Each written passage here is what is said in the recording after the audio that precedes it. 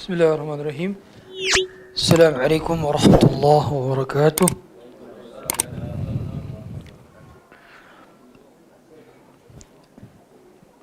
إن الحمد لله نحمده ونستعينه ونستغفره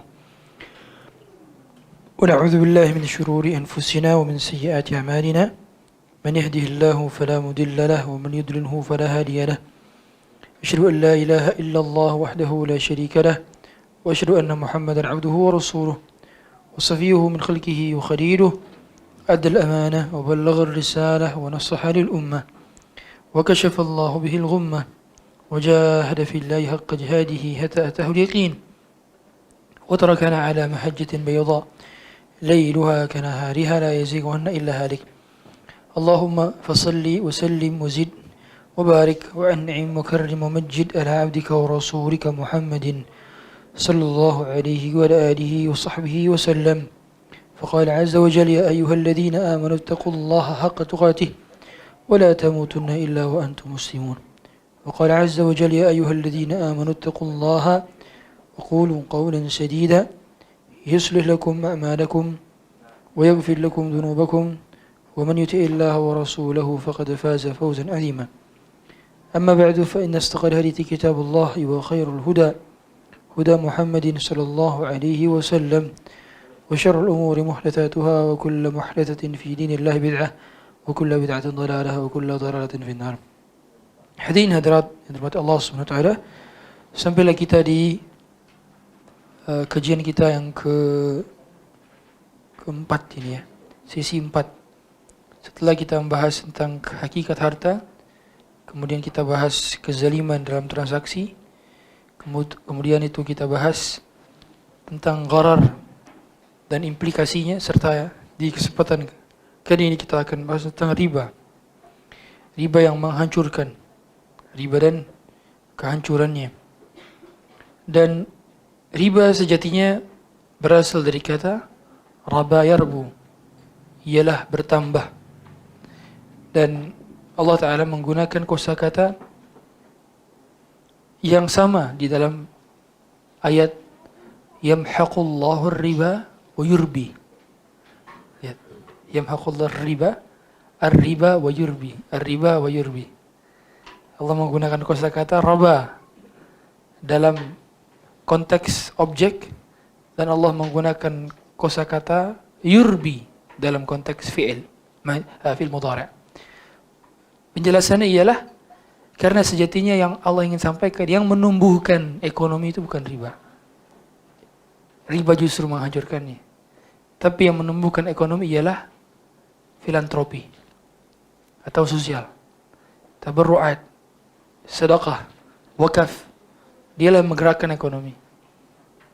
Dan para ekonom sepakat bahwa pertumbuhan dari ekonomi suatu negara itu juga dapat dilihat dari nilai investasi dan nilai filantropi dari suatu negara tersebut. Banyaknya orang yang senang dalam bersedekah, maka memotensikan uang di dalam negara tersebut bisa menjadi stimulus untuk pergerakan purchasing buying, sehingga ekonomi akan bergerak. Ya, the power of purchasing power, bukan purchasing power, kemampuan daya beli dia meningkat karena orang-orang yang berada di ranah bawah dia mampu untuk membeli. Dan ini yang menjadikan akhirnya riba tidak diperbolehkan, dan kita memahami bahwa riba ialah segala sesuatu yang bertambah. Menurut istilah syar'i, riba dikatakan riba yang paling umum adalah ketika berhutang. Ya, berhutang 1.000 ringgit harus dibayar 10 ringgit. 10 ringgit ialah riba. Dan tapi tidak hanya terbatas pada mata uang. Ia juga berdampak kepada 6 komoditas lainnya, sebagaimana hadis dari sahabat mulia Ubadah bin Samit, yang mana Nabi SAW mengatakan, "Az-zahabu bil-zahabi, wal-fiddatu bil-fiddati, wal-sya'iru bil-syairi, wal-milhu bil-milhi, wal-tamru bil-tamri, wal burru bil burri di awal, baru wasyairu bis syairi, baru mithlan bi mithlin, sawaan bi sawain. Emas, 6 komoditas itu adalah emas, perak, kemudian gandum jenis biasa dan gandum barley, kemudian garam, kemudian kurma. Sebagian ulama kemudian menurunkan segala hal dari 6 ini. Ada yang mengklasifikasikan ke dalam 3 hal. Yang komoditas pertama adalah berkenaan dengan samaniyah. Illatnya adalah samaniyah. Samaniyah maksudnya adalah perhiasan atau mata uang, currency. Maka illat mata uang dari mana? Dari zahab wal fiddah. Sehingga currency semuanya mengikuti ini. Ya, rupiah, dolar, kemudian ringgit, rial, apapun itu. Adapun komoditas berikutnya ialah komoditas yang perlu lama masukkan ke dalam makanan pokok. Karena syair bur termasuk ke dalam makanan pokok. Maka dia termasuk ke dalam jenis makanan pokok, maka dikategorikan sebagai beras. Kemudian ya semua makanan pokok, jagung dan makanan pokok, berarti dia masuk komoditas ribawi. Adapun tamr, begitu pula milh, sebagian ulama masukkan dia masuk komoditas lauk pauk, al-ghidha, dia lauk pauk, atau al-idam, dia adalah lauk pauk. Tapi sebagian hanya mengatakan 2 saja. Kalau tidak mata uang, maka dia makanan. Nah, maka semua nanti akan masuk ke dalam rumpudang ini. Nah, ini ada khilaf di kalangan para ulama, kebagi menjadi berapa. Nah, itu akan kita sampaikan. Adapun sejarah riba, para pakar menyebutkan bahwa riba sejatinya telah dikenal dari peradaban Mesir kuno. Sehingga dia jauh sebelum kita telah ada. Zaman Farao di Mesir, peradaban Sumeria, peradaban Babilonia, peradaban Asyuria di Irak, peradaban Yahudi. Itu hampir setiap peradaban punya sejarah mengenai penciptaan riba. Karena memang tidaklah peradaban yang buruk kecuali dia meng-create riba. Dia menciptakan riba dan dia mewariskan kepada generasi berikut yang menanggung kerugiannya. Oleh karenanya Allah menggunakan kosakata mahiqa, bukan halaka, bukan yahliku. Yahlikullahu riba. Allah tidak gunakan kosakata halaka yahlak. Tapi Allah gunakan kata mahiqa yamhaq. Karena kerusakan riba itu tidak langsung. Tapi kerusakan riba dia adalah bertahap. Dampak riba tidak langsung. Dampak ribanya baru dirasakan 5 tahun kemudian, 10 tahun kemudian, 15 tahun kemudian, 20 tahun kemudian. Yang benar-benar merasakan dampak riba ialah anak cucu kita. Adapun kita belum tentu merasakan karena nggak kerasa. Siapa yang pernah merasakan?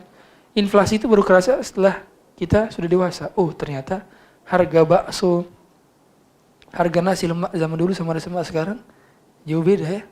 Baru kerasa. Baru inflasi. Oh. Sekarang belum kerasa. Belum kerasa. Harga nasi goreng dulu sama sekarang beda ya. Jauh sekali. Baru kerasa. Baru dia merasakan super hyper inflation. Di mana inflasinya di atas 60%, bahkan di atas 100%. Dan inflasi adalah warisan dari para pemakan dan kontributor riba 20 tahun lalu, 30 tahun lalu. Kita yang rasakan apa? Maka kita akan mewariskan inflasi kepada generasi kita yang merasakan mereka 20 tahun, 30 tahun kemudian, bila kita memproduksi, mengenerate, mensupport, memfasilitasi, bertawun atas semua jenis transaksi riba. Makanya Nabi SAW mengatakan, "Idza dhahara az-zina war-riba faqad ahallu bil 'adzab." Atau kama Nabi SAW. Bila telah nampak perzinahan dan riba, maka telah dikatakan mereka layak untuk mendapatkan azab Allah. Maka saya ingat sekali di antara hal yang disampaikan oleh guru kami, di antara penyebab riba yang paling kelihatan adalah kemacetan. Kata beliau, kemacetan itu di antara dampak riba. Banyaknya riba merebak, nah itu macet kelihatannya. Karena kita lihat, bukan masalah kreditnya. Kredit bisa syar'i, bisa cicilan taksid tanpa denda keterlambatan. Tapi bentuk kemudahan orang yang bertransaksi riba itu sangat-sangat mudah sekali untuk, dan hampir saat ini kita lihat semua platform menyarankan kita untuk you just pay later.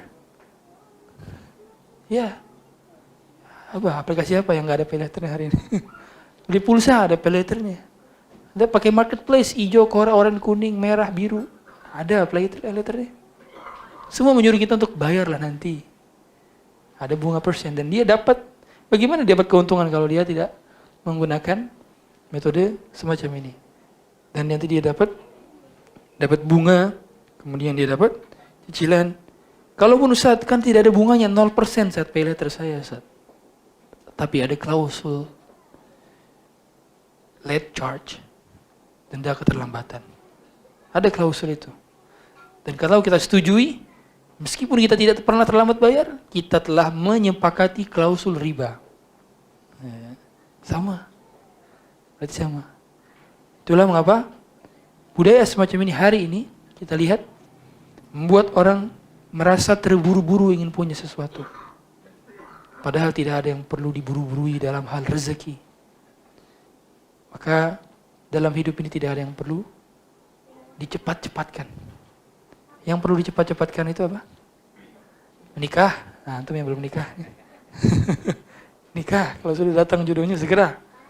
Jenazah bila setelah siap untuk ditajhizkan, maka segera. Dan azan kalau sudah dikumandangkan, sholat. Adapun sisanya, kaedahnya al-ajalatu minasyaitan. Terburu-buru itu dari syaitan. Ajalah. Dan kita merasa ingin terburu-buru. Kalah kalau kurang sehari kita telat untuk tidak punya iPhone terbaru. Merasa kalah kalau tidak punya sepatu on cloud terbaru. Merasa kalah kalau tidak segera punya sesuatu yang sebenarnya nggak harus kita butuhkan sekarang. Ingat, time zone kita beragam. Beragam. Bukankah waktu New York berbeda dengan waktu Makkah? Bukankah waktu Jakarta beda sejam juga dengan waktu Malaysia? Berbeda. La syamsu yanbaghi laha an tudrika al-qamara wal laylu sabiqun nahar. Matahari tak pernah ia dahului bulan dan bulan tak pernah dahului matahari. Kullun fi falakin yasbahun. Segala sesuatu berjalan di poros dan edarannya masing-masing. Bila kita paham kaidah ini, tidak akan merasa terburu-buru dan diburu. Bila belum timingnya berarti belum saatnya. Sebab Allah akan memberikan segala hal tepat pada timingnya. Tak mungkin Allah keliru memberikan timeline. Tak mungkin. Maka penyebab riba adalah orang yang merasa ingin terburu-buru memiliki sesuatu. Makanya di antara penyakit yang ada di dalam manusia akhir zaman ialah istibta'. Penyakit merasa terlambat. Nabi SAW mengatakan, "Fala tastabti'ur rizqa." Janganlah kalian merasa terlambat akan rezeki kalian. Nah, penyakit ini yang melahirkan akhirnya orang ingin terburu-buru. Dan Yahudi telah mengetahui keharaman riba, tetapi mereka tetap mempraktekkan dengan dalih kalau dipraktekkan kepada selain mereka boleh. Kalau kepada sesama mereka tidaklah boleh. Makanya mereka yang meng-create, kita lihat hari ini perusahaan-perusahaan besar, perbankan punya saham dari orang-orang Yahudi. Dan itulah Allah telah mengatakan dalam Al-Quran, bahwa wa akhdhihimur riba wa qad nuhu an. Mereka mengambil riba padahal telah dilarang oleh Allah. Dan yang mengajarkan riba kepada bangsa Arab ialah Yahudi. Makanya Nabi SAW mengatakan, awal pertama riba ialah ribanya Abbas. Dan beliau mendapatkan itu dari transaksi bersama orang Yahudi di Taif. Awalnya, awal mula. Barulah itu diperkenalkan kepada Jazirah Arab. Yang dikenal dengan riba jahiliyah. Riba late charge. Berawal dari denda keterlambatan. Nanti diambil pula keuntungan margin dari transaksinya. Ustaz, ini kan kita mengambil opportunity cost yang telah hilang karena kita telah meminjamkannya, kita kehilangan opportunity cost. Bagaimana, Ustaz? Bukankah uang kita ketika dipinjam oleh dirinya terkena inflasi yang menurun uang itu? Maka ketika kita minta tambahan kepada dirinya, boleh saja sebagai kompensasi atas opportunity cost yang telah hilang, sekaligus juga kepada nilai inflasi yang nilai uang saya tergerus. Bagaimana cara menjawab syubhat ini? Kaifa radd ala hadhihi syubhah? Gimana? Gampang. Transaksi pinjam-minjam dalam Islam tidaklah dikaitkan dalam kategori bisnis. Ia kategori sosial. Maka daripada itu, seseorang yang meminjamkan uang kepada orang, dia sejatinya tidak berharap semata-mata uang itu bertambah dari orang ini. Dia berharapnya dari Allah, karena itu sosial. Maka segala konsekuensi tentang kekurangan uang ini, sejak awal saja, kalau dikalkulasikan matematis duniawi, Anda itu telah kehilangan kesempatan untuk membelanjakan harta itu, kan gitu. Seandainya dia mengembalikan uang itu sepekan kemudian, Anda telah kehilangan itu. Dan kalau kita niatkan bisnis dalam hal demikian, maka dunia ini begitu hambar rasanya. Semua hal itu ada ranah sosial, ada ranah bisnis. Maka pinjam-minjam, ketika kita meminjamkan sesuatu, berarti kita sudah siap menerima segala konsekuensi yang terjadi atas harta tersebut. Itulah kenapa meminjamkan orang 2 kali seperti sedekah sekali. Man aqrada qardain qasadaqatihi marrah, gitu kata Nabi SAW. Siapa yang pinjam orang uang 2 kali, dia seperti sedekah sekali. Kalaulah kita pinjam orang 1 juta rupiah, bukan juta ringgit, 1.000 ringgit katakan, kita pinjamkan lagi 1.000 ringgit ke dia, dibayar, maka kita seperti sedekah 1.000 ringgit. Sedekah 1.000 ringgit. Kapan lagi kita sedekah 1.000 ringgit? Dalam keadaan uang kita utuh. Ya hitung-hitung nabung. Ya. Maka sejarah riba berawal dari orang-orang Yahudi, dan mereka memperkenalkan di Taif, kemudian di Yathrib. Nah, jadi base mereka dulu itu banyak di Taif. Barulah pindah ke Yathrib. Karena juga orang Yahudi banyak juga dari Yaman. Di sekitaran dulu di Yaman. Makanya Mu'adz bin Jabal, apa yang pesan Nabi? Innaka sataqdumu qauman min ahlil kitab. Kan itu. Kamu akan datangi orang-orang ahli kitab. Karena Yahudi juga banyak di Yaman. Yahudi Nasrani di Yaman. Falyakun awwala ma tad'uuhum ilaihi an yuwahhidullah. Jadilah dakwah pertama adalah dakwah tauhid. Barulah dipraktikkan oleh orang-orang jahiliyah. Yang mempraktikkan pertama kali ialah pamannya Rasulullah SAW sendiri. Sebelum masuk Islam, Abbas. Kaitannya, orang yang melakukan riba biasanya punya banyak capital. Dan betapa kayanya paman Rasulullah SAW dulu, Abbas bin Abdul Muttalib. Capitalnya banyak. Maka gimana caranya dia mempertahankan kekayaannya? Ya tinggal melakukan transaksi riba. Karena transaksi riba itu berarti tidak ada risiko. Bukan minim risiko, tidak ada risiko. Karena uang kita sejatinya terjamin. dan kita mendapatkan bagi hasil dari modal yang terjamin. Di antara bentuk-bentuk riba yang dilakukan oleh orang jahiliyah, yang pertama, dia pinjamkan 10 keping emas, wajib dibayar 11 keping emas. Contohnya itu.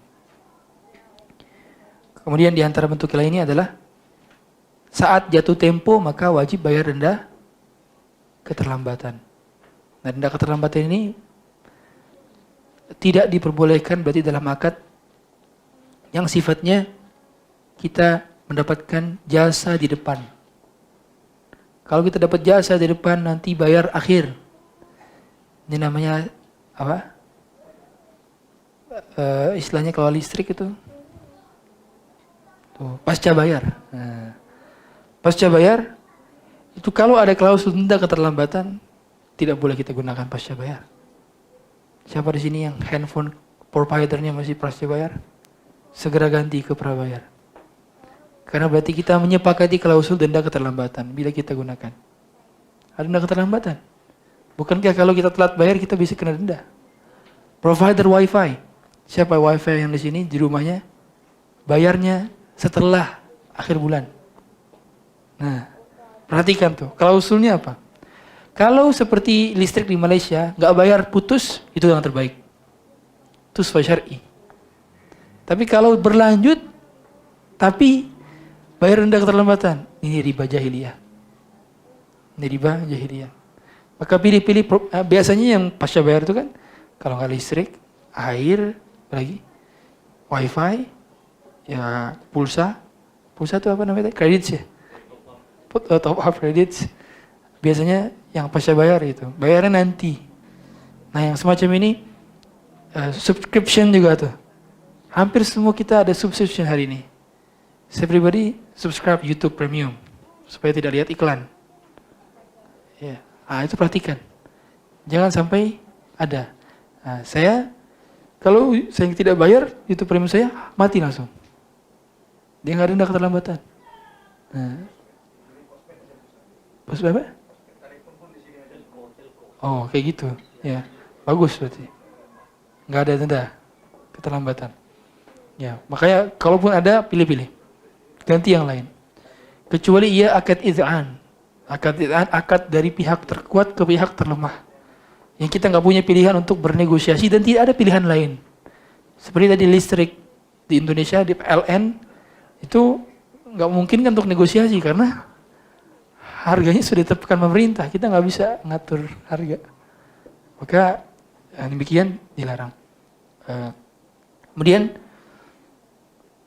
di antara hal yang menjadi denda keterlambatan ialah saat ada seorang yang mau membeli secara tidak tunai barang, dia nyicil, dan ketika dia terlambat bayar, maka temponya menjadi lebih panjang dengan harga yang sudah diperbarui lagi. Nah, ini angsurannya jadi lebih panjang. Asalnya sisa 12 bulan. Tapi kalau dia telat bayar, tiba-tiba jadi 18 bulan. Nah, diperlebar lagi. Dengan harga yang diatur lagi sejak awal. Maka ini termasuk bentuk-bentuk riba jahiliyah. Sudah ada. Konsepnya sudah ada di zaman dulu. Hanya saja belum ada barcode. Belum ada QR. Belum ada tinggal gesek, belum ada. Tapi modelnya sudah ada. Konsepnya sudah ada. Dan riba dialah dosa, salah satu dosa yang menghancurkan. Ya minas sab'il mubiqat. Nabi SAW menyuruh kita untuk menjauhi 7 dosa yang membinasakan. Di antaranya adalah syirik, kemudian sihir, dan di antara itu adalah riba. Maka Nabi SAW mengatakan, la'anallah, Allah melaknat akilar riba, pemakan riba, wa mu'kilahu, pemberi makan riba, wa katibahu, wa syahidai. Jadi ia adalah 4 pihak. Siapa pertama? Pemakan, pemberi makan, saksi atau 2 saksinya, dan juga katibahu, notarisnya. Artinya semua yang terlibat seperti khamar, yang distributornya, suppliernya, yang nuanginnya, yang serve-nya. Itulah kenapa kita tidak boleh makan dan minum di restoran yang ada khamarnya. Karena akan ada kontribusi sedikit ataupun banyak terhadap penyediaan khamar tersebut. Meskipun ada hadis secara spesifik ya, tidak boleh kita duduk di maidah, di tempat makan yang ada disediakan khamarnya. Ada banyak ilat yang dijelaskan oleh para ulama tentang keharaman duduk di sana. Meskipun tidak minum. Ustaz, saya pesannya pesan yang lain, Ustaz. Enggak, meskipun antum pesan yang lain, tetap ia terhidang di meja orang lain. Maka tidak boleh. Kalau begitu pula Allah melaknat dalam hal riba bukan hanya orang yang ngatur tentang bunganya, tapi juga kita kalau kita membayarkan riba. Makanya denda keterlambatan sebisa mungkin tidak dibayarkan. Kalau itu denda, Ustaz, denda, Ustaz. Maka langkah pertama yang paling ideal adalah tidak bayar dendanya. Berarti hanya bayar apa? Pokoknya. Karena membayar dendanya atau membayar bunganya berarti termasuk kategori apa? Memberi makan riba. Memberi makan riba. Berarti kalau ada orang terlilit hutang, hutangnya 1.500 ringgit. 500 ringgitnya adalah riba. Maka dia hanya cukup bayar 1.500. 500 tidak perlu dibayar. Itu langkah pertama. Kalau mampu demikian dan dia mampu bernegosiasi, dia enggak termudarat karena hal demikian. Saat tidak mampu, sudah negosiasi, maka dia akan diancam pidana misalkan. Maka dia bayar sejumlah itu dalam kategori mengurangi kemudaratan. Irtikabu akhafid dararain. Karena dia dalam mudarat dan dia membayarnya dalam keadaan tidak ridha. Tidak boleh dia ridha untuk ketika bayar. Saya ridha, boleh.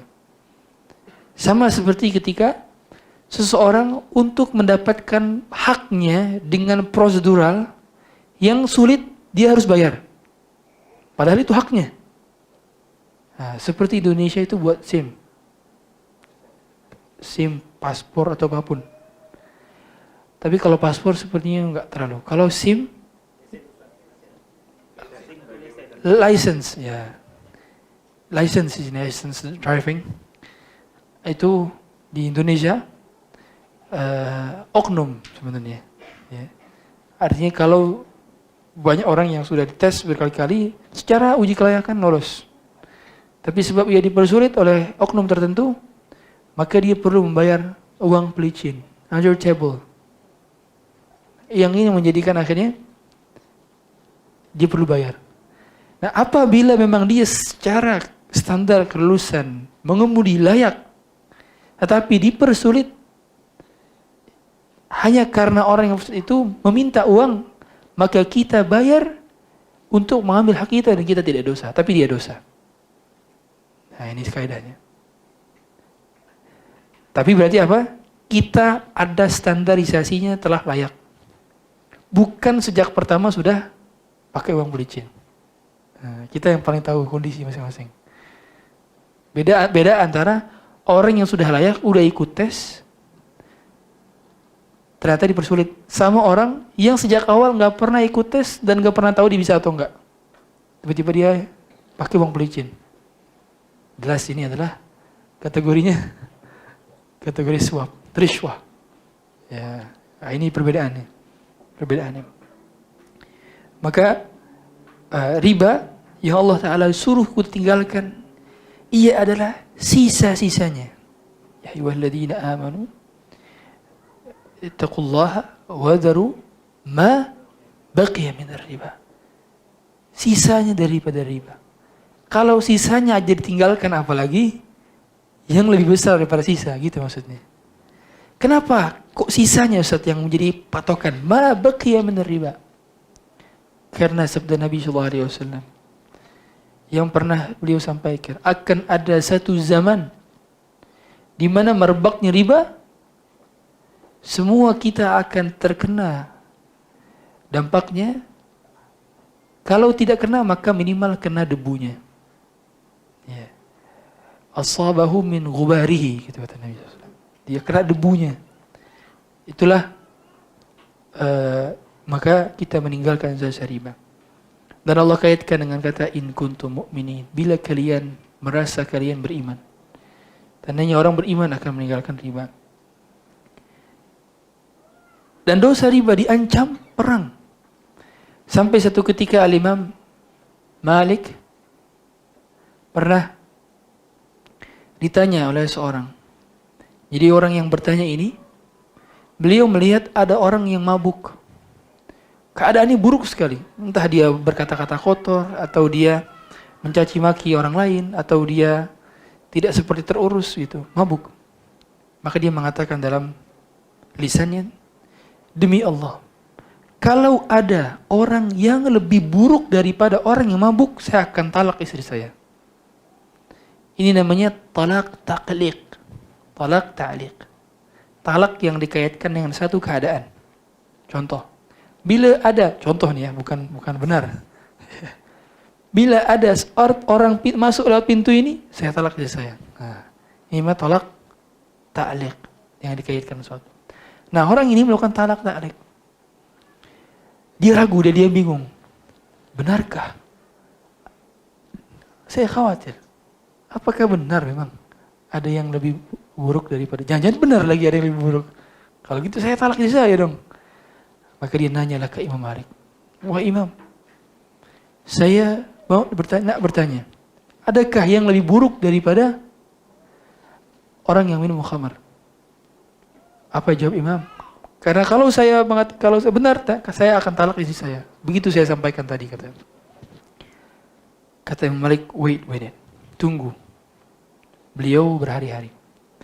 Kemudian beliau memanggil orang ini dan beliau mengatakan, tasaffahtu kitab Allahi wa sunnatihi falam ajid syai'an asyarra min riba lianna Allah wa rasulahu haraba man akala riba. Sah kamu mentalak istrimu. Talak satu, kata beliau.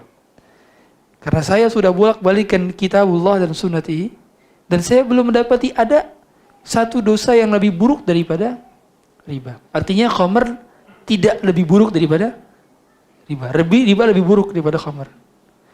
Karena Allah dan Rasulnya mengancam untuk memerangi mereka. Dan belum pernah ada satu dosa yang diancam perang. Belum pernah ada. Lianna Allah wa Rasulahu adzana lahum bil harbi. Karena Allah dan Rasulnya mengancam mereka untuk berperang. Maka kamu talak satu istrimu. Itu mengapa Allah Ta'ala mengatakan fa'in lam taf'alu fa'dzanu biharbim minallahi wa rasulih. Kalau kalian masih tetap saja melakukan itu, maka gumandangkanlah peperangan dari Allah dan Rasulnya. Kata Abdullah bin Abbas, ketika baca ayat ini, demi Allah tidak ada di antara kita yang mampu pegang pedang di hadapan Allah. Gimana mau pegang pedang di hadapan Allah? Mengajak perang Allah, pegang pedang. Karena ketika kita berada di hari kiamat saja kita telanjang bulat. Bagaimana pula kita bisa pegang pedang? Maksudnya ketidakmungkinan kita untuk bisa menang. Dan itu ancaman besar bagi orang pemakan riba. Dan orang-orang yang sejatinya memakan riba, dia melakukan 2 pintu. Jadi riba itu ada 72 tingkatan. Tingkatan dosa riba ada 72 tingkatan. Tapi tidak jelas secara spesifik apa saja urutan itu. Yang Nabi katakan adnaha, dan yang paling ringan mithla ityanir rajuli ummah. Yang paling ringan dosanya ialah seperti menzinai ibu sendiri. Paling ringan. Nggak tahu paling tingginya ialah apa. Bahkan Nabi SAW mengatakan, inna dirhama yusibuhu ar-rajulu min riba bila 1 dirham. Berapa harga 1 dirham? Dulu 1 dirham seharga 1/10 dinar. Jadi 1 dirham itu 1/10 dinar. Makanya gampang, kalau 400 dirham berarti 40 dinar. Gitu. Itulah kenapa nisabnya dirham adalah 200 dirham. Adapun nisabnya emas 20 dinar. Itulah mengapa 1 dinar 4,25 gram emas, karena akan dikali dengan 20. Dapatlah 85 gram. Itu awalnya. Kenapa muncul nilai 85 itu dari 20. Dari hadis siapa? Ali bin Abi Thalib mengatakan bahwa emas itu 20 mithqalan. Dia 20 daripada dinar. Dan Nabi mengatakan bahwa 1 dirham yang dimakan oleh seorang dosanya lebih besar daripada 36 kali berzina. A'zamu 'inda Allahi fil khati'ah min 36 zaniyah yazniha ar-rajul. 36 kali berzina. 1 dosa zina saja sudah besar, apalagi 1 dirham. Ini cuma 1 dirham saja, tapi bisa 36 kali. Maka kita bantah teori-teori orang yang menghalalkan riba. Sebab itu ada yang tadi mengatakan di antara teori-teorinya adalah ini kan dalam hal membayar inflasi. Kita katakan justru penyebab inflasi ialah riba. Bagaimana mungkin kita memberi obat kepada orang yang sakit dengan racun? Tidak bisa. Itu sama memberi orang sakit racun. Karena kata dia untuk menghalau inflasi, yang itu. Makanya ada riba. Padahal secara hakikat dia menciptakan riba dan inflasi yang baru dengan aktivitinya melakukan riba. Di antara teori-teori yang tentang riba ialah teori agio, yaitu dia mengatakan ada sisi time value of money. Time value of money. Jadi uang itu punya nilai waktu terbaik, katanya. Sebenarnya ini argumentasi yang rapuh. Dia ingin menguatkan teori inflasi, setiap mata uang itu pasti ada inflasinya, gitu kira-kira. Padahal tidak juga. Emas salah satu yang bertahan dari adanya inflasi. Dan bila kita mengikuti benar-benar apa yang ada pada emas dari setiap uang dan transaksi, niscaya tidak akan ada inflasi atas izin Allah. Meskipun sejatinya juga inflasi adalah sunnatullah dan dia tidak mengurangi rezeki. Inflasi tidak mengurangi rezeki. Dahulu ada seorang ulama, kalau salah namanya Muhammad bin Wasi'. Beliau pergi haji, meninggalkan anak-anaknya dan istrinya yang tinggal di rumah. Berbulan-bulan tidak pulang. Stok makanan habis. Anak-anak yang lain menangis. Sisa kakaknya yang tidak menangis. Kemudian ditanya, mengapa dirimu tidak menangis? Sedangkan yang lain menangis. Sang pemberi makan telah pergi. Tapi sang pemberi rezeki tidak akan pernah pergi. Akidah yang kuat. Bahwa bagaimanapun keadaan inflasi dunia saat ini, Ar-Razzaq, dia memberikan kita rezeki sesuai dengan kadarnya. Tak terkurang sedikit pun. Ya. Maka sama dahulu juga ada resesi inflasi sama, cuma namanya aja baru ada sekarang nama-nama ini. Qad ghala as-si'r, antara para salaf pernah mengalami juga harga naik melambung tinggi. Maka itulah mengatakan bahwa Tuhan kita saat inflasi ialah sama dengan Tuhan kita saat deflasi. Tak berubah. Nah, maka orang yang mengatakan demikian, dia beranggapan bahwa riba itu bisa ditangani dengan cara bunga. Padahal Bantahannya bunga justru penyebab riba itu sendiri. Kemudian di antara teori adalah teori Hik. Itu dia mengatakan bahwa waktu itu memiliki nilai uang. Waktu memiliki nilai uang. Ini kaidahnya adalah time is money. Maka dia mengatakan karena ada opportunity cost yang hilang, maka layak untuk diberikan bunga, kan gitu. Apa bantahannya terhadap ini? Maka tidak dapat dibenarkan. Kenapa? Saya tanya, pengangguran punya waktu apa enggak? Ya, tapi bernilai gak sebagai manfaat? Tidak. Waktu itu tidak memiliki manfaat secara sendirinya. Sepakat gak kita? Waktu itu bila bermanfaat tergantung activity di atasnya. Maka rapuh sekali bantahan waktu itu memiliki nilai uang. Enggak, tergantung siapa yang melakukan waktu tersebut. Orang maksiat pun tidak dikategorikan sebagai manfaat. Maka tidak benar. Karena waktu memiliki manfaat berkaitan dengan produktivitas. Yang di-create di atas waktu tersebut dari barang dan jasa. Bila tidak dibuat apa-apa, apakah bermanfaat? Tidak. Sebab itu, Al-Imam Ibnu Qayyim mengatakan, orang yang menyia-nyiakan waktunya, dia telah mati sebelum ajalnya tiba. Sebab dia telah tidak memiliki manfaat sama sekali dari hembusan nafasnya. Dia hembusan nafas tidak manfaat sama sekali. Hanya memenuhi sesaknya dunia saja. Karena menyia-nyiakan waktu. Kemudian ada teori dari Adam Smith. Ya, salah satu rujukan kapitalis di barat. Ialah Adam Smith.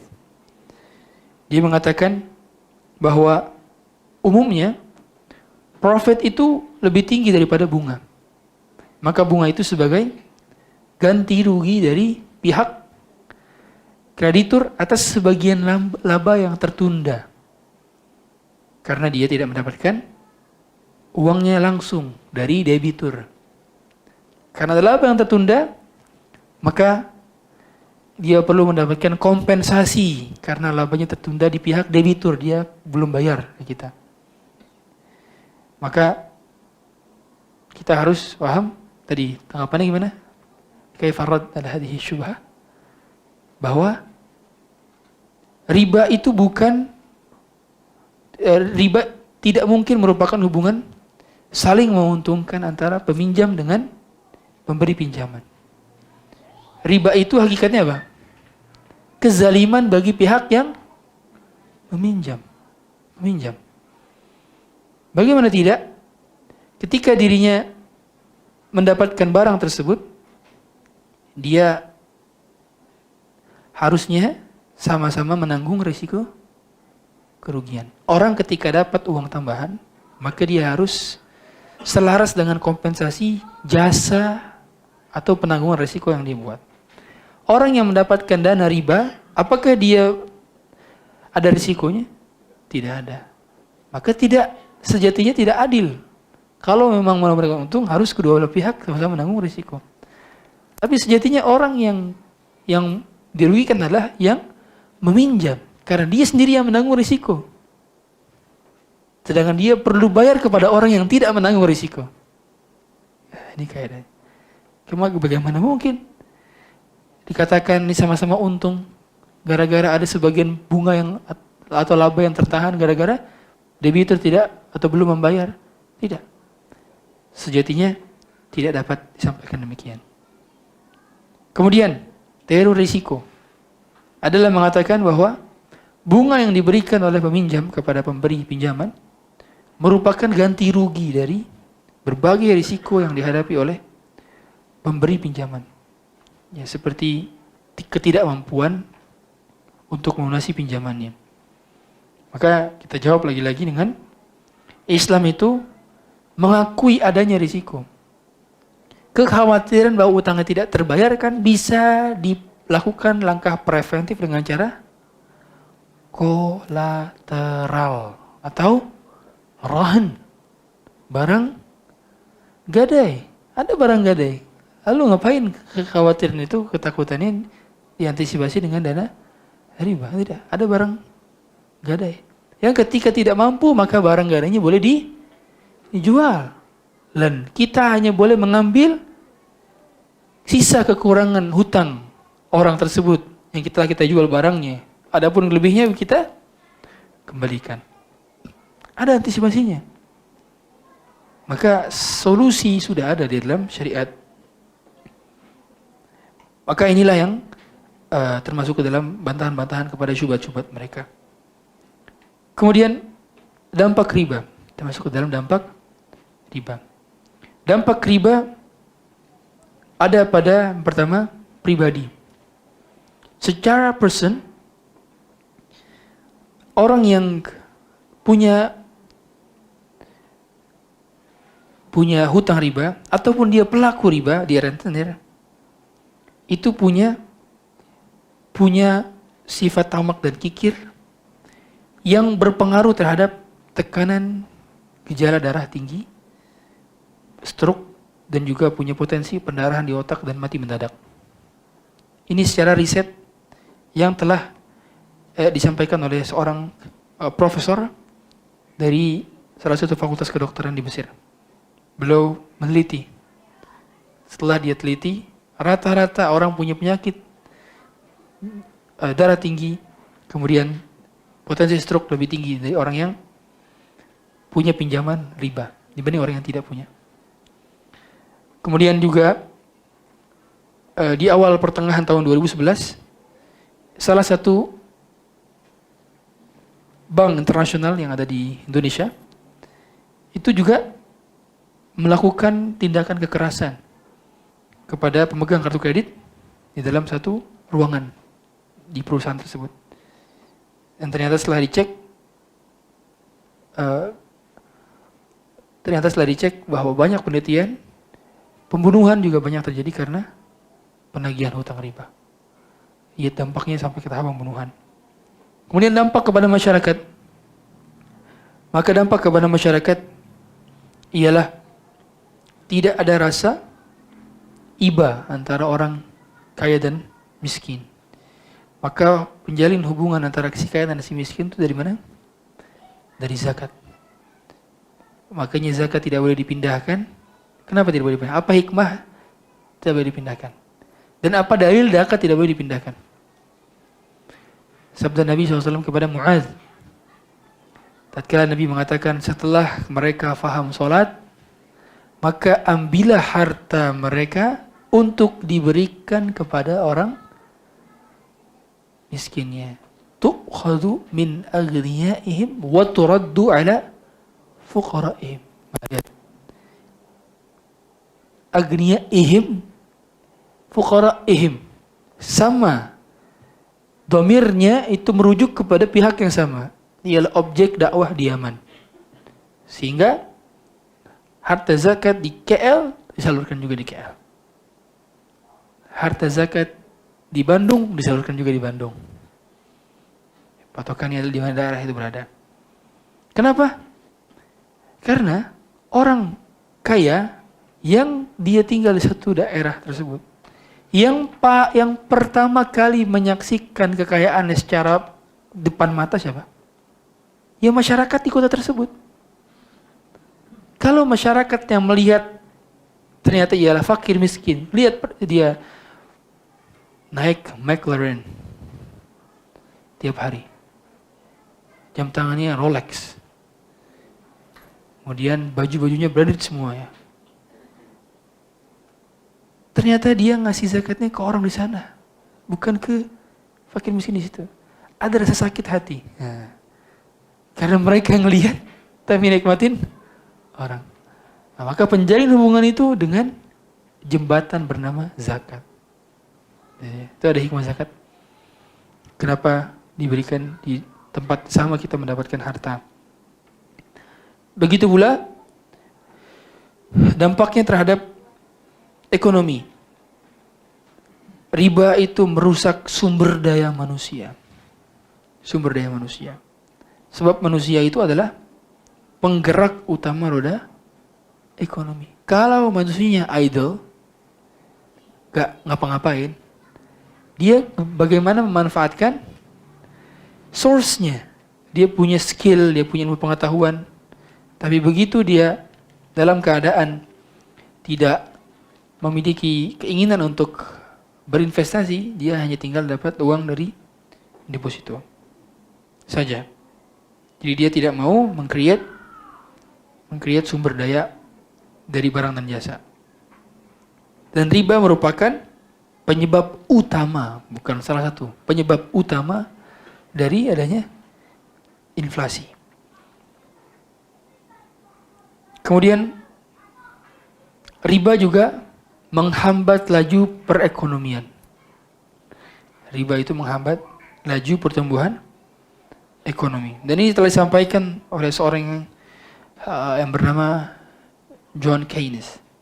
Beliau sampaikan bahwa adanya transaksi riba ialah penghalang dari geraknya ekonomi. Dan benar bahwa suku bunga itu sebenarnya bukan, kalau menurut para ekonom sekarang modern, adanya suku bunga untuk diaturkan agar masyarakat mau menaruh uang di bank, dinaikkanlah suku bunga. Itu awal dari penyebab mundurnya ekonomi, turunnya ekonomi. Maka hal demikian penyebab terjadinya lambatnya pertumbuhan ekonomi. Kemudian riba juga menjadi penyebab utama kesenjangan sosial. Maka lihat, daerah yang paling banyak ribanya ialah daerah yang paling senjang kelas sosialnya. Tadi, kalau kita dapati data orang paling kaya di Indonesia ialah di Jakarta dan orang paling miskin di Indonesia di Jakarta, berarti riba paling banyak di Jakarta. Sederhana. Senjangannya jauh sekali. Gap ini jauh sekali.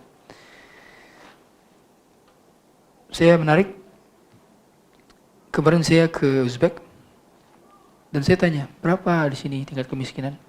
Menurut WHO 6% saja. Orang miskin di Uzbek hanya 6%. Sedangkan orang miskin di Indonesia menurut data PBB, secara standarisasi PBB 66%. 6%. Saya bilang bedanya cuma satu angka 6 saja. 6% dan 66%. Subhanallah. Ternyata rata-rata hidupnya berada di garis average. Padahal per kapitanya lebih rendah daripada Indonesia. Per kapita dia per tahun itu 3.500 USD. Sedangkan Indonesia 5.000 USD per tahun.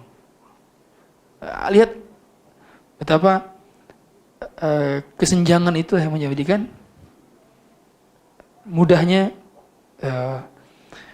sekali masyarakat tidak mendapatkan keamanan dan kesejahteraan. Bahkan riba juga adalah faktor utama terjadinya krisis global di tahun 2008. Karena banyak daripada cicilan rendah bunga yang diberikan hingga akhirnya kolaps perusahaan properti yang menjadikan hancurnya bursa. Ketidakpercayaan publik. Maka riba dia diklasifikasikan menjadi dua. Yang pertama adalah riba dain. Yang kedua adalah riba bai'. Riba bagian dua. Riba dain dan riba bai'. Riba dain ialah riba dalam akad sosial. Riba bai' ialah riba dalam akad bisnis. Jadi riba ada dalam akad sosial, ada pula dalam akad bisnis. Dan riba dain kita paham semua. Tadi ada dua lagi. Ya. Yang pertama dia adalah riba qard. Riba qard itu seperti tadi bunga. Bunganya pinjam 100 ringgit dibayar 120 ringgit. Riba qard. Yang kedua adalah riba jahiliyah. Itu bentuknya denda keterlambatan. Itulah kalau sudah riba, ada riba qard plus riba jahiliyah, berarti termasuk namanya riba mudha'af. Makanya Allah Ta'ala mengatakan la ta'kulur riba ad'afan mudha'afa. Jangan makan riba berlipat-lipat. Ini maksudnya ini penggabungan antara riba dain dengan riba jahiliyah atau riba qard dengan riba jahiliyah. Dan yang kedua ialah riba bai'. Riba bai'. Riba bai' termasuk riba bisnis. Dan dia adalah tukar menukar tadi. Salah satu di antara 6 komoditas ribawi kepada sesamanya ataupun turunan-turunannya kepada sesamanya yang sama sejenis atau satu illat. Kalau beda illat, maka tidak ada keharusan untuk sama-sama tunai dan sama-sama nilai. Contoh, rumpun tadi thamaniyah, illat thamaniyah apa saja? Rupiah, kemudian rial, ringgit, semua mata uang. Maka bila ditukarkan beda jenis, dia membutuhkan sama-sama tunai. Begitu illat dari beras ke gandum. Bila ada orang tukar beras ke gandum, maka dia harus sama-sama tunai, tapi tidak harus sama-sama nilai. Karena beda jenis tapi satu illat. Tapi kalau dari gandum ke gandum, syaratnya ada 2. Dia harus sama nilai dan sama-sama tunai. Jadi kalau sejenis itu sama nilai dan sama tunai. Kalau satu illat tidak sejenis, beda jenis tapi satu illat, satu rumpun kategori, maka dia cukup sama tunai tanpa perlu sama nilai.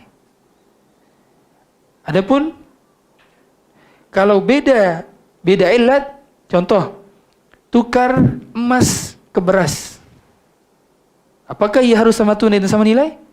Jelas tidak. Maka boleh kita beli beras online. Boleh, karena beda jenis dan beda illat. Tidak ada ittihadul illah di sana. Kesamaan illat tidak ada di sana. Maka boleh dia gunakan demikian. Begitu pula tukar apalagi yang dari kanan ke kiri, kiri ke kanan, tukar. Garam dibeli dengan perak, boleh? Boleh tanpa tunai dan tanpa sama nilai.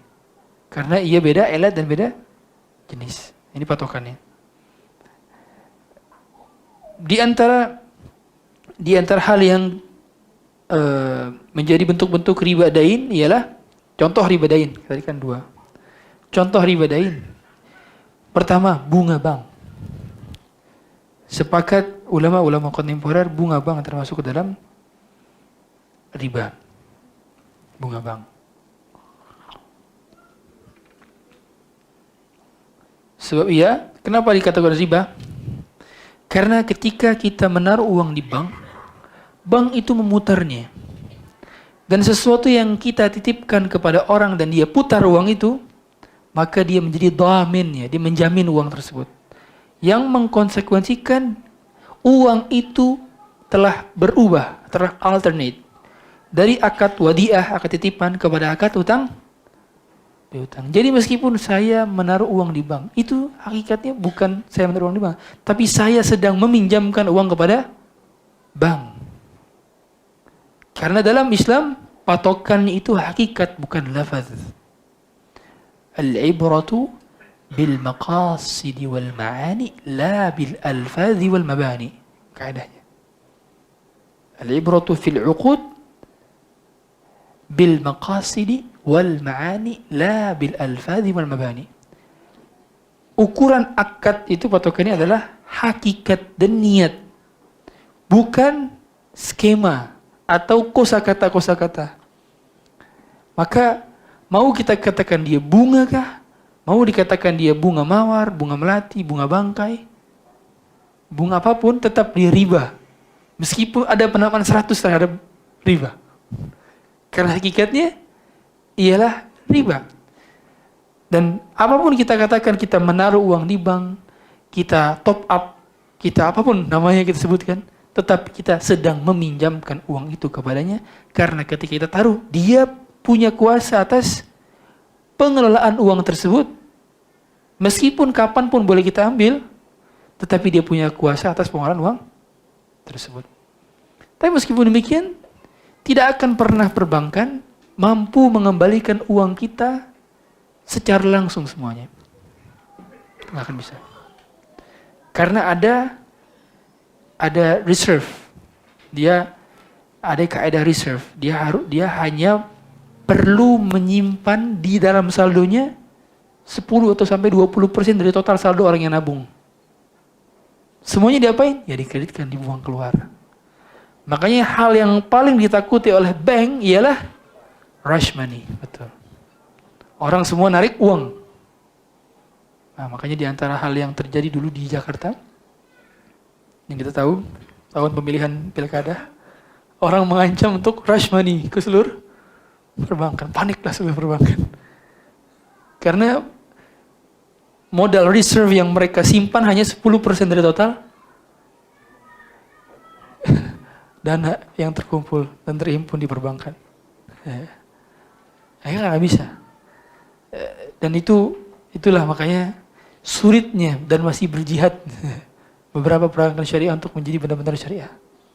Karena ini hal yang seperti ini tidak boleh sejatinya, tidak boleh.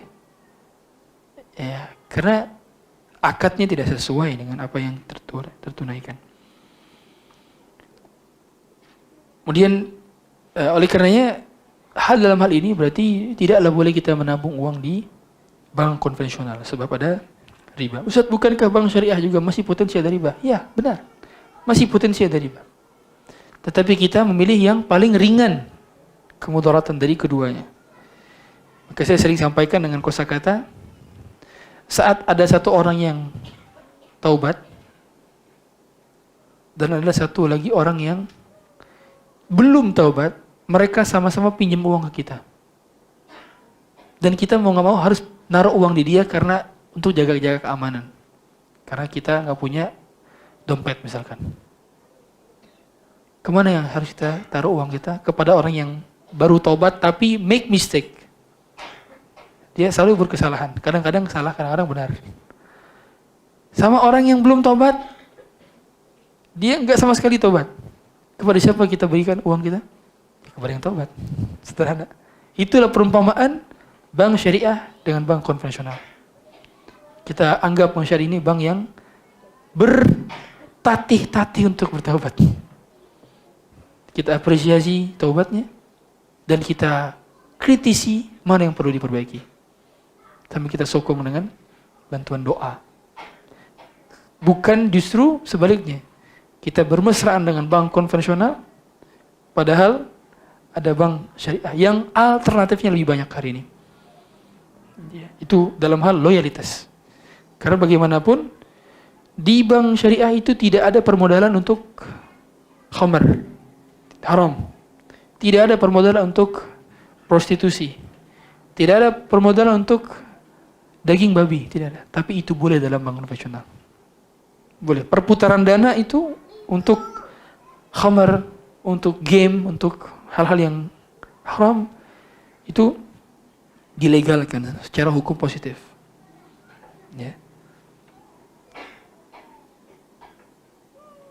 Kemudian di antara hal yang diharamkan ialah menggunakan barang gadai oleh pihak kreditur. Jadi tidak boleh kita menggunakan barang gadai. Akad asasnya adalah hutang piutang. Kenapa? Sebab manfaat yang dihasilkan dari hutang piutang ialah riba. Karena kaidahnya kullu qardin jarra naf'an fahuwa riba. Setiap akad hutang piutang yang menghasilkan manfaat bagi pihak kreditur. Kreditur siapa? Yang meminjamkan. Maka manfaat yang dihasilkan untuknya ialah riba. Saya sering kasih contoh gini. Ada orang yang pinjamkan uang ke antum, kemudian setelah itu dia mempersyaratkan, nanti anterin aneh ya pulang. Anterin saya pulang ke rumah. Saya nggak bawa kendaraan. Diantarkanlah. Maka diantarkannya itu riba. Kenapa? Karena ialah manfaat yang diasaskan dari hutang piutang. Bro, saya mau pinjam hutang 10 ringgit. Oh boleh. Tapi tolong pijitin saya dulu nih. Maka pijitnya itu riba. Pijit. Jadi riba bukan hanya bunga, mijit juga bisa riba. Karena ia manfaat yang dihasilkan dari asas hutang piutang. Makanya dahulu Al-Imam Abu Hanifah, di antara bentuk kewaraannya, satu ketika beliau sedang menunggu temannya, kawannya, berada di depan rumahnya. Rumah kawannya ini ada atap. Ada atap rumah. Tapi beliau tidak berteduh di atap itu. Beliau panas-panasan. Murid-muridnya bertanya, wahai Syekh, kenapa kau tidak menunggu di bawah atap rumah fulan saja? Apa kata beliau? Kana alayya dain. Orang ini punya hutang sama saya. Ajib. Sebab kalau beliau berada di bawah atapnya, berarti beliau mendapatkan manfaat dari pihak yang sedang dihutanginya. Artinya beliau mendapatkan teduhan sejenak saja tak mau. Kewaraan beliau khawatir itu masuk bagian daripada riba. Karena manfaat yang dihasilkan dari hutang piutang ialah riba. Padahal sejatinya ini kan tidak tanpa kesepakatan. Manfaat yang dihasilkan dari riba tanpa kesepakatan hukumnya mubah. Boleh. Tapi mengapa beliau takut? Kewaraan. Mengapa ilmu beliau tersebar hari ini? Ketakwaan. Wattaqullah wa yu'allimukumullah. Yang bertakwa Allah tambahkan ilmunya. Allah tebarkan dia ilmunya ke alam semesta. Demikian. Maka Allah dari transaksi ini kita pahami bahwa tidaklah boleh siap barang gadai dimanfaatkan. Asasnya adalah hutang piutang tidak boleh. Adapun barang gadai yang bukan akad hutang piutang boleh dimanfaatkan dengan asal si pemilik barang menyetujui. Contoh, akadnya saya mau pinjam, bukan pinjam, saya mau sewa. Saya nak sewa kereta. Kereta mobil kan, benar? Saya nak sewa kereta. Sewa apa? Benar sewa, juga sewa. Saya nak sewa kereta. Mau ke Ginting untuk lihat cuaca dingin, misal. Maka orang yang punya kereta ini, dia tidak akan melepaskan kunci kalau tidak ada jaminan. Jaminannya apa? Oke, jaminannya ialah saya nggak punya. Anggaplah saya orang Malaysia. Jaminannya villa saya. Saya punya villa. Atau bukan, misalkan saya bukan orang Malaysia, saya punya villa di Jakarta misalkan, atau punya villa di Puncak. Silakan pakai villa saya. Bolehkah orang ini pakai villa saya? Boleh. Sebab asasnya bukan hutang piutang. Dia jaminan diasaskan dari akad ijarah, sewa. Maka semua akad selain hutang piutang, bila ia barang gadai, boleh dimanfaatkan. Selama diizinkan oleh si pemilik barang gadai. Ya, ini kaedahnya. Maka daripada itu, bila asasnya hutang piutang, gadai, dan umumnya pihak-pihak yang punya butuh barang gadai bukan hanya kata hutang piutang saja, tapi juga dalam akad ijarah, akad mudharabah, akad musyarakah, akad partnership dan mitra, kita boleh minta barang gadai. Karena akad gadai, akad rahan, ialah termasuk murafiq. Dia akadul irfaq, akad peneman. Dia bisa menemani akad baik, bisa menemani akad ijarah, bisa menemani akad musyarakah, bisa menemani akad mudharabah, bisa. Bahkan ia bisa sebagaimana umumnya dia bisa menemani akad hutang piutang. Tapi tak boleh dijadikan sebagai manfaat dengan izin maupun tanpa izin bila asasnya adalah hutang piutang. Ustadz, iya betul udah izinkan enggak? Kalau akadnya hutang piutang tidak boleh. Tidak boleh. Kenapa? Tadi karena akal sosial. Orang yang sudah pinjam uang kita dan dia perlu bayar, masa kita manfaatkan? Sama seperti sudah jatuh ketimpa beton. Beton. Sudah jatuh ketimpa tangga. Ya. Kemudian termasuk ke dalam hal riba ialah gadai emas. Menggadaikan emas. Jadi kita nak butuh uang 1.000 ringgit. Maka kita pinjam ke pegadaian dan dipersyaratkan harus menaruh jaminan berupa emas. Dan ternyata jaminan tersebut mengharuskan kita untuk bayar sewa safe deposit box-nya. Kita bayar karena ada jasa narok di box emas kita itu. Jasa penitipan. Maka ia termasuk riba. Kenapa riba? Kenapa riba? Kan utangnya pinjam 1.000 ringgit, balik 1.000 ringgit juga. Kenapa jadi tidak boleh, Ustaz? Sebab ia penggabungan antara bai' dengan salaf. Salaf itu artinya utang piutang. Bai' adalah termasuk ke dalam jual beli. Dan akad sewa termasuk jual beli. Ijarah itu termasuk rumpun bai'. Nabi SAW mengatakan, la yahillu salafun wa bai'un. Tidak halal penggabungan akad salaf dan bai'. Di mana akad salafnya di sana? Utang, meminjam. Akad meminjamnya adalah 1.000 ringgit dibayar dengan 1.000 ringgit. Ini akad utang piutang. Dan akad irfaknya ialah akad jual beli. Yaitu akad sewa box untuk narok emas tadi.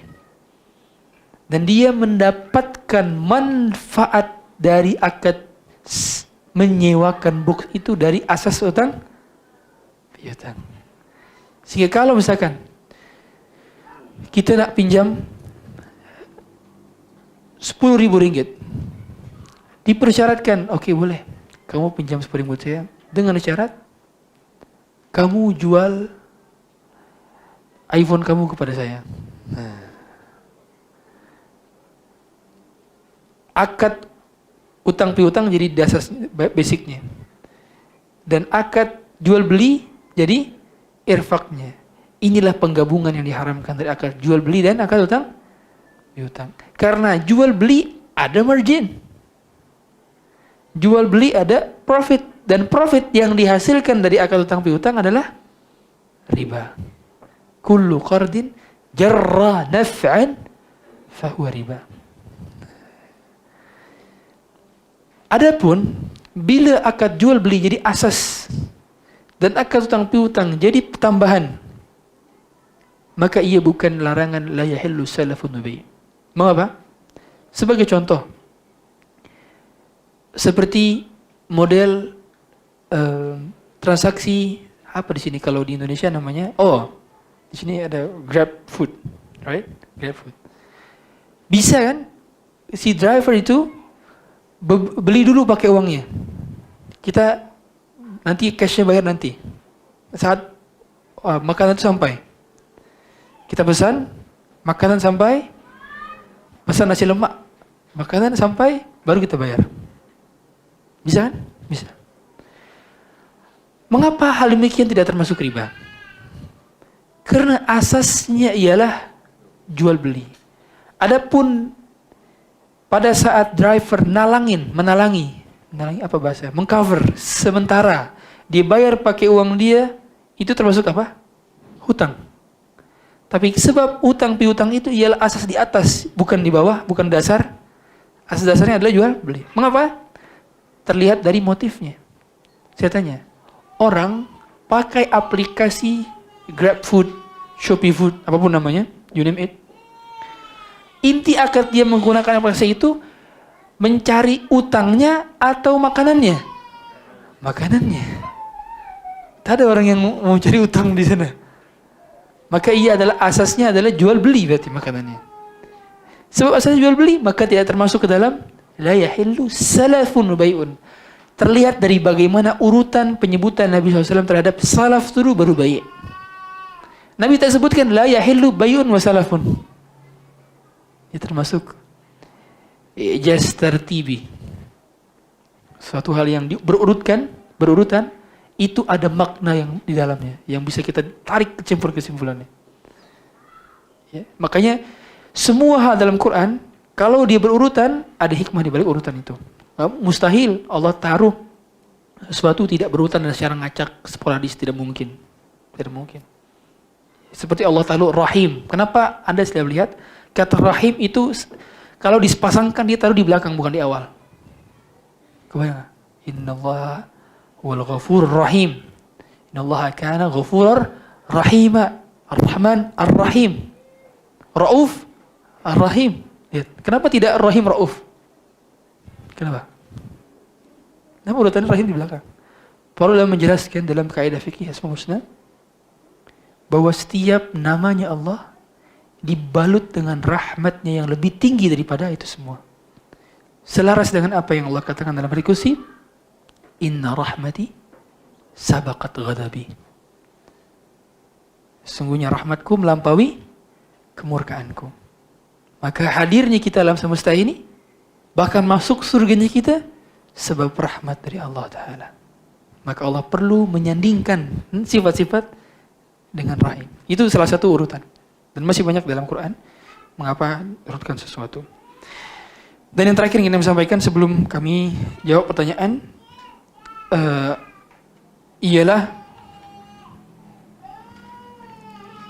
adapun jual beli kredit maka diperbolehkan selama tidak ada denda keterlambatan dan selama ia memenuhi persyaratan bahwa DP atau down payment itu diperbolehkan saat pihak yang menjadi penjual telah memiliki barang. Kalau pihak belum memiliki barang, penjualnya tidak boleh dia menarik down payment.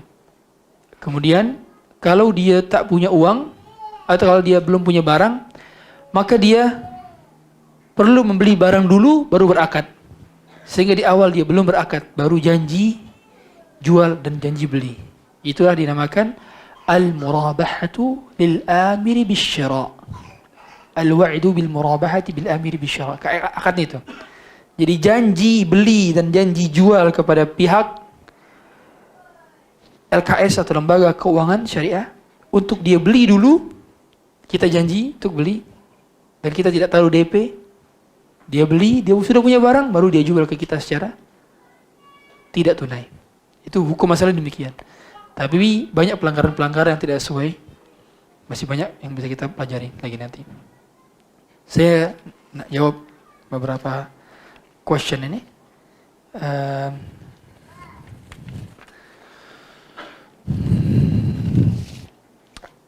Ustaz barakallahu fikum, fiik barakallahu. Apakah nasihat antum kepada poligami, coret?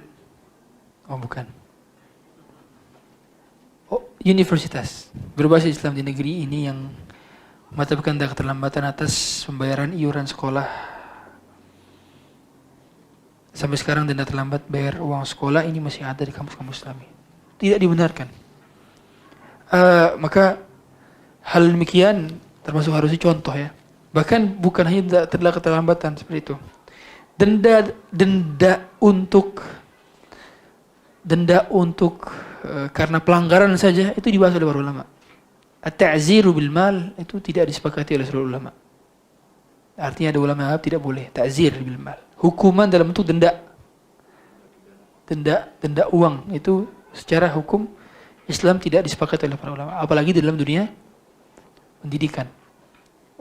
Kalau hal demikian yang sudah disepakati jelas, denda keterlambatan bayar uang SPP sekolah, meskipun nantinya akan digunakan untuk sosial, tapi tidak dapat dibenarkan. Sebab Allah Ta'ala yang mengatakan di dalam Al-Quran bahwa wa in kana dhu usratin fanadhiratun ila maisarah. Kalau ia sulit maka diundur sampai mudah bayarnya. Maka kewajiban untuk menunda penagihan sampai dia mampu adalah kewajiban bagi kreditur. Kewajiban. Kalau diputihkan maka lebih baik sedekah. Makanya para salaf terbiasa mereka pinjami hutang orang-orang. Tatkala orang-orang ini belum bayar, tidak bisa bayar, dia putihkan. Cara sedekahnya kayak gitu. Kenapa? Pertama dia dapat pahala mengutangi, yang kedua dapat pahala sedekah dengan source of money yang sama. Cerdasnya mereka dalam beramal. Mereka nggak langsung ngasih sedekah dulu di awal, nggak. Tahu bahwa orang yang dipinjami itu nggak bakal mampu bayar. Oh, pinjamin aja. Bahkan tatkala orang kita mau bayar, saya putihkan hutang kamu. Itu cara beramal. Cerdas dalam beramal. Intinya ialah berikan masukan kepada mereka agar bertakwa kepada Allah Ta'ala. Dalam dunia pendidikan awal lagi, pendidikan adalah contoh dan ujung tombak. Bagaimana mungkin di Universitas Islamic University-nya mengajarkan haramnya riba, sedangkan praktik riba dipekerjakan. Allahu a'lam. Apakah pendapat yang rajih tentang emas dalam bentuk perhiasan? Apakah wajib zakat emas yang dipakai dalam bentuk perhiasan dengan catatan telah sampai haul dan nisab? Bila dipakai maka tak ada zakat. Ibunda Aisyah dalilnya sebagaimana diriwayatkan oleh Abdullah bin Umar bahwa beliau pernah bertanya kepada Ibunda Aisyah bahwa gelang-gelang dan kalung-kalung yang beliau pakai tidaklah dizakatkan. Dari sana dipahami bahwa wanita yang menempel di tubuhnya, yang menjadi lumrah untuk dipakai, itu tidak dizakat. Berarti yang disimpan itu yang dizakatkan. Yang disimpan. Makanya yang tidak zakat adalah al-huliyil mubah. Perhiasan mubah. Karena wanita mubah menggunakan perhiasan emas. Adapun laki-laki diharamkan menggunakan perhiasan. Artinya laki-laki mau dipakai tetap dia kena zakat karena laki-laki haram menggunakan emas. Adapun wanita maka dizakatkan yang tidak dipakai. Ustaz, kalau gitu saya pakai aja semuanya. Akhirnya penuh seleher.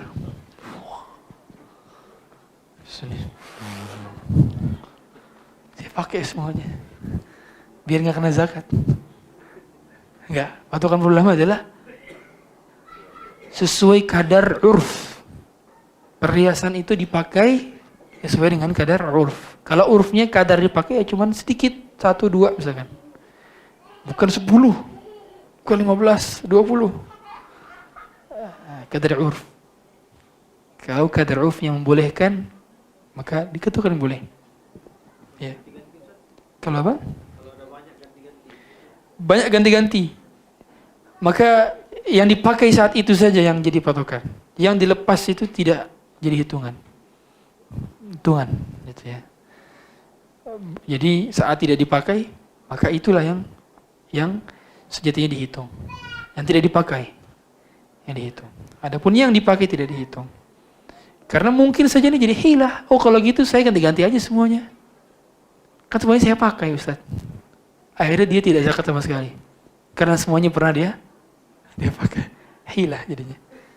Jadi cara pengelabuan terhadap syariat. Jadi yang dipakai saja. Yang tidak dipakai. Atau ulama bisa mengatakan yang paling sering dipakai. Paling sering dipakai. Secara zahir. Yang mana itulah yang tidak dizakatkan. Manakah ini sudah tadi. Oh, belum. Manakah pendapat yang rajih tentang zakat perniagaan? Apakah zakat perniagaan diwajibkan atau tidak? Sebagian saudara kita berhujah dengan pendapat Syekh Albani, zakat perniagaan tidak ada dalilnya. Dalilnya ialah hadis dari seorang sahabat bahwa dia diperintahkan oleh Nabi SAW diperintahkan untuk menzakati ma nu'addu lil bay'. Amarna Rasulullah sallallahu alaihi wasallam an nukhrija sadaqatan ma nu'idduhu lil bay'. Kalau tidak salah dari Al-Barra bin Azib, bila tak salah. Tapi pendapat ini pendapat jamaahirul ulama dari zaman ke zaman mengenai zakat urud tijarah. Dan ialah pendapat yang dipilih juga oleh Al-Ma'ayri dalam rujukan syariah dari fatwa ulama dunia. Mereka memilih pendapat yang lebih tepat ialah adanya zakat perusahaan dan perniagaan. Dan tentu ijtihad mengenai tashih atau tad'ifnya hadis ialah perkara ijtihadi. Maka kami lebih condong pada pendapat jamaahirul ulama tanpa mengurangi kehormatan kepada pendapat yang berbeda. Ustaz, sebagian saudara kita mengatakan Bank Syariah Islamic Bank masih mempraktikkan sistem tidak syar'i saat ini. Bahkan katanya lebih buruk lagi. Benarkah statement ini? Dan bagaimana sikap yang benar terhadap perbankan Islam saat ini? Syukran Ustaz. Kami mengatakan Bank Syariah saat ini itu seperti orang yang bertaubat. Lagi-lagi. Orang bertaubat, kadang-kadang dia sudah taubat ngerokok, ngumpet-ngumpet ngerokok lagi. Dia bertaubat dari nonton hal yang diharam, taubat, nonton lagi. Namanya taubat. Terhati-hati. Dan boleh jadi orang bertaubat seringkali melakukan kesalahan yang fatal. Tapi dia telah statement, saya taubat. Kita nahkum bil-zahir. Kita menghukumi yang zahir. Nah, adapun dalam hal-hal yang konteksnya lebih buruk dalam hal apa? Manajemen. Bila dikatakan manajemen, maka ya wajar. Mengapa? Mengapa sangat wajar? Karena bank konvensional itu sudah berdiri sejak lebih lama. Sokongan modalnya lebih besar. Penetrasinya lebih luas. Indonesia pengguna bank syariah itu hanya 11% dari total penduduk. Masyarakat yang katanya muslim terbesar kedua di dunia. Jauh dari Malaysia. Malaysia kalau salah berapa? 20-an% lah. Sama seperti Saudi Arabia dan Qatar. Maka yang mungkin masih bisa kita lakukan ialah bila kita ragu dengan akadnya, minimal saving kita di bank syariah. Meskipun kita tidak menggunakan akadnya karena ragu. Tapi kalaupun kita menggunakan akadnya, kita perlu belajar fikih muamalah dan kita custom akad-akad yang tidak kita sukai. Saya nak mau ini saya coret, saya maunya ini, coret, tambahkan klausul ini, boleh customisasi akad. Dan mereka mau. Karena mereka butuh uang juga.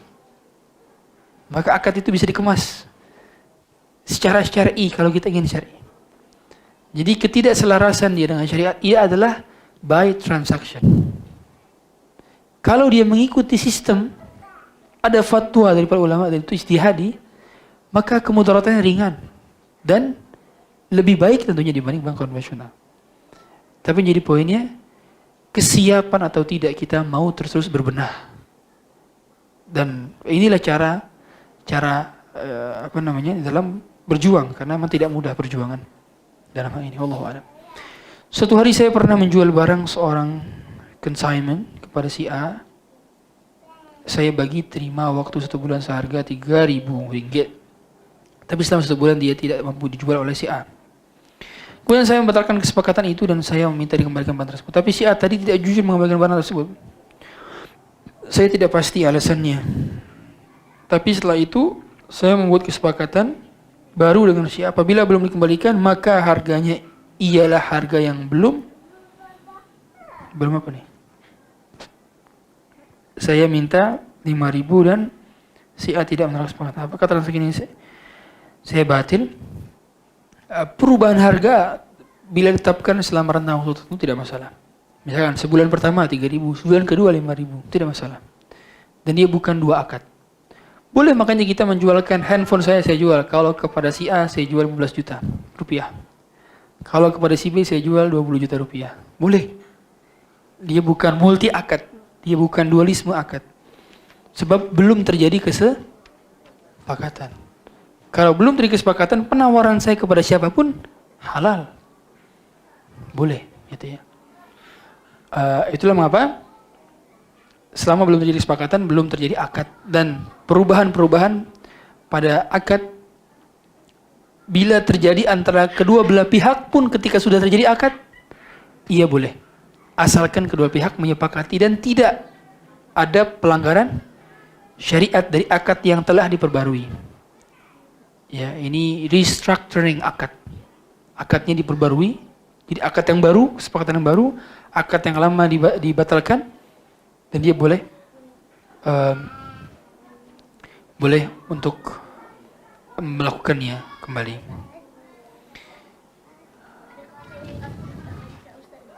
Oh ya. Jazakallah khair. Apa hukum daripada donor darah? Apakah dia termasuk daripada najis? Bila kategori sosial, maka sebagian ulama mengatakan dia termasuk hal yang dimaafkan dan bahkan termasuk hal yang dianjurkan bila kategorinya dibutuhkan. Dan benar, manusia butuh saat ini dengan donor darah. Yang tidak boleh ialah menarifkan. Darahnya dia jual. Sini saya mau pakai darah saya gak? 1 liter 10.000 ringgit.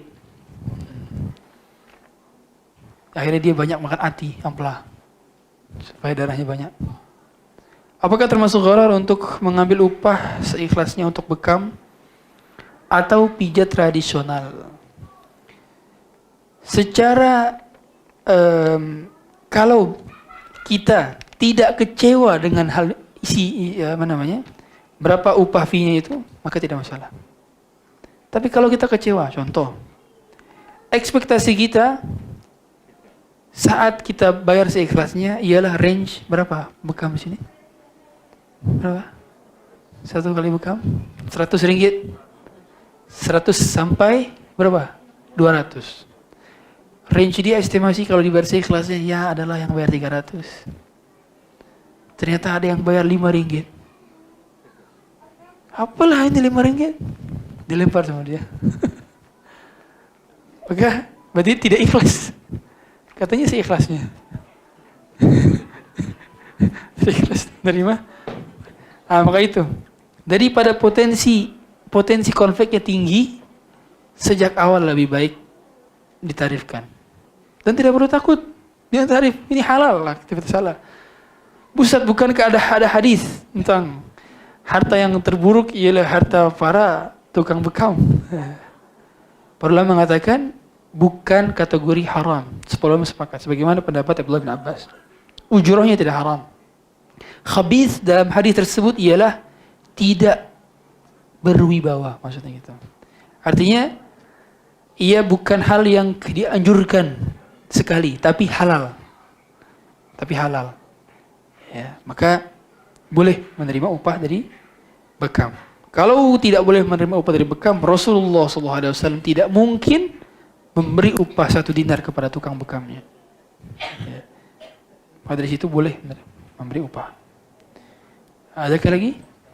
Ya, silakan. Oh, yang ini dulu, silakan.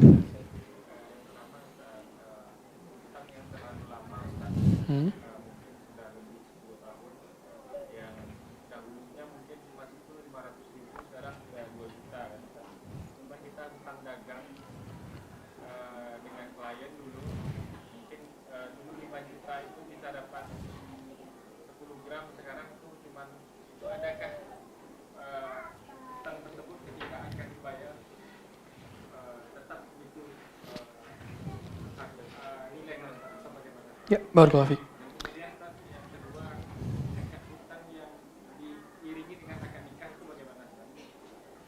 Contohnya?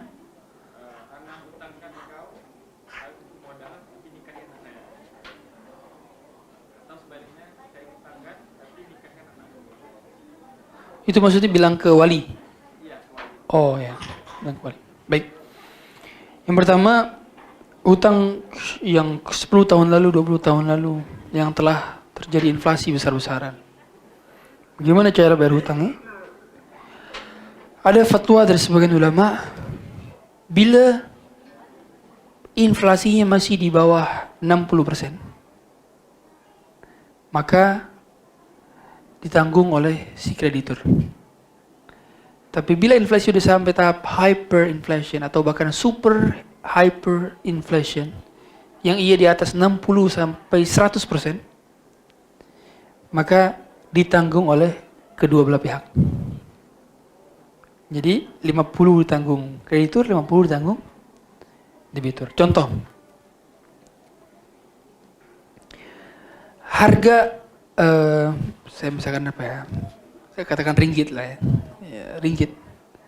10.000 ringgit di tahun 2000 berbeza dengan 10 ringgit di tahun 2025. Misalkan. Dan ternyata setelah dikalkulasikan dengan emas, harga perbedaannya ialah 70% naiknya. Berarti dia masuknya apa? Hyperinflation. Karena ia masuk hyperinflation, maka penanggungan risiko inflasi dibagi dua. 35% ditanggung oleh debitur, 35% ditanggung oleh kreditur. Berarti pihak daripada debitur, dia hanya perlu membayar 10.000 ringgit dikali 35%-nya. Apa ditambah 35% dari 10 ribunya. Karena dia adalah setengah dari 70%. Dalilnya mana? Dalilnya ialah firman Allah Ta'ala, فَإِن تُبْتُمْ فَلَكُمْ رُؤُوسُ أَمْوَالِكُمْ لَا تَظْلِمُونَ وَلَا تُظْلَمُونَ. Kalian tak terzalimi dan kalian tak menzalimi.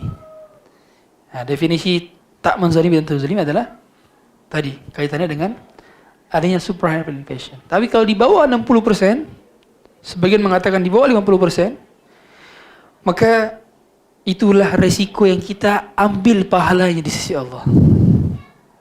Inflasi itu adalah sedekahnya kita buat nanti di sisi akhirat. Ya sudah, kita terima, nggak apa-apa, masih sejumlah itu aja. Nanti kita pahalanya di akhirat. Saya hitung sebagai sedekah. Sedekah tadi apa? Sedekah uang pokoknya dan sedekah jumlah inflasi yang telah kita dapatkan. Seperti itu. Yang kedua tadi, akad kepada wali ya. Ini termasuk nikah ta'liq juga pada dasarnya. Sebagian ulama memperbolehkan selama kedua pihak setuju. Ya, ada sebagian tidak memperbolehkan. Sama seperti kamu boleh nikahi anak saya asalkan kamu pinjamkan kepada saya sekian puluh juta. Boleh akadnya, karena tidak ada larangan penggabungan akad nikah dengan yang lain. Belum ada hadis nih, dan saya tidak dapat hadis nih, wallahu a'lam. Ya, maka hal-hal yang kesepakatan itu selama tidak ada dalil yang mengharamkan, maka hukum asalnya boleh. Ya, wallahu a'lam. Ya. Tadi. Oh, afwan, mati.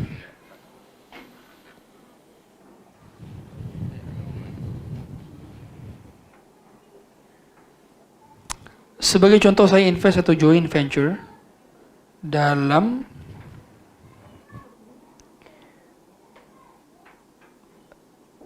perniagaan orang lain. Saya dahulukan uang sebanyak 10.000 kepada seorang untuk memulakan perniagaan. Kami membuat perjanjian, jika perniagaan berjaya, saya akan dapat 20% dari keuntungan perniagaan dan uang 10.000 akan dipulangkan semula. Tetapi jika perniagaan itu gagal, saya juga perlu tanggung kerugian dan uang 10.000 itu kemungkinan tidak dapat semula. Apakah ini riba ataukah mudharabah? Termasuk riba bila ada perjanjian 10.000 wajib dikembalikan. Bila memang 10.000 tersebut telah diputar dan menjadi aset. Kalau 10.000-nya ditarik kembali, berarti kita tidak boleh mendapatkan bagi hasil. Karena modalnya telah ditarik berarti kan. Tapi modal itu telah menjadi barang. Aset barang. Maka berarti tidak dikembalikan. Sehingga 10.000-nya itu tetap ada kecuali kalau pecah kongsi. Saat dirinya pecah kongsi, dilihat 10.000 yang dia masukkan itu setara dengan berapa persen dari total modal yang dimasukkan. Kita harus paham konsekuensi mudharabah. Dan ia layaknya bukan mudharabah bila ada pihak lain. Karena bila ada pihak lain masuk kategori musyarakah. Karena musyarakah itu ada beberapa pihak yang punya modal. Kalau mudharabah satu pihak saja yang punya modal, pihak lain yang bekerja. Ini beda musyarakah dengan mudharabah. Dan konsekuensi daripada musyarakah ada penanggungan resiko sejumlah uang persentase yang disetorkan. Bila tak ada itu maka termasuk riba. Kalau modal tajam termasuk riba.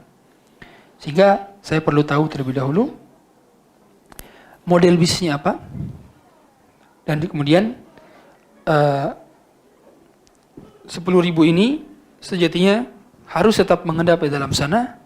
Yang dibagi adalah bagi hasil revenue.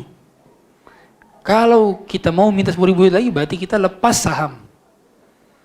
Itu pun harus dilihat berapa total daripada valuasi perusahaan tersebut.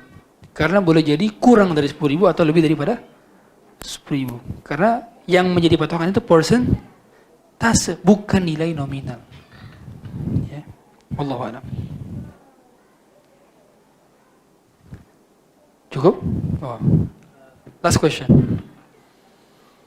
Bagaimana dalam transaksi jual beli emas, bila kita ada emas, kita ingin menjual atau menggadai. Bila kita datang ke kedai itu kadang-kadang kalau kita jual di harga dia murah. Kalau kita gadai, kalau bukan gadai, trade in dengan jual. Trade in itu lebih dikasih harga dengan lebih mahal. Bagaimana hukumnya dan kemudian apa solusinya? Iya, tadi tukar tambah berarti kan? Tukar tambah. Secara syar'i tukar tambah lebih mendekati syariah daripada digadai kemudian kita bayar uang sewa, itu tidak syar'i. Ya, maka trade in asalkan tunai, sama-sama tunai, tidak masalah. Daripada kita perlu jual nantinya akan jatuh nilainya karena biaya selisih dari, apalagi kalau belinya dekat, beli dengan jual dekat, ya. Belinya pagi jual sore, udah rugi, pasti rugi kan? Ya, dia mesti beli dengan harga murah, maka lebih baik trade in kalau begitu, tidak masalah, asalkan sama-sama tunai dan on the spot di tempat, ada uang ada barang, ya, demikian. Wallahu a'lam. Demikian kajian kita pada sesi keempat hari ini. Tutup dengan doa kafaratul majlis. Subhanaka Allahumma wa bihamdik, asyhadu an la ilaha illa anta, astaghfiruka wa atubu ilaik. Sallallahu Nabi Muhammadin wa ala alihi wa sahbihi wasallam. Assalamualaikum warahmatullahi wabarakatuh.